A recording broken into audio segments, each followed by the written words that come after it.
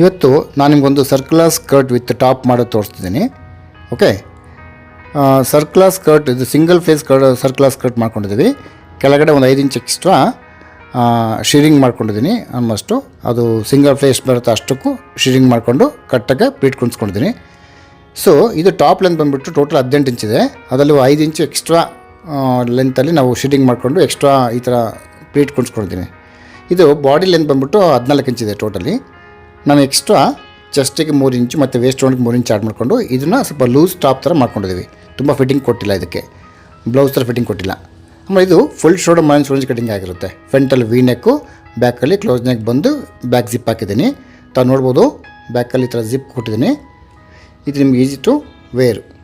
ಇದು full open ಆಗುತ್ತೆ, ಕೆಳಗಡೆ ಕೂಡ ಓಪನ್ ಇದೆ ನೋಡಿ. ಸೊ ಹಂಗಾಗಿ ಇದು ನಿಮಗೆ ಸರ್ಕ್ಯುಲರ್ ಸ್ಕರ್ಟ್ ಮಾಡೋಕ್ಕೆ ಸ್ವಲ್ಪ ಲೂಸ್ ಟಾಪ್ ಥರ ಯೂಸ್ ಆಗುತ್ತೆ. ಸೊ ತುಂಬ ಚೆನ್ನಾಗಿ ಫಿಟ್ಟಿಂಗ್ ಕೂಡ ಬಂದಿದೆ, ತಾವು ನೋಡ್ಬೋದು.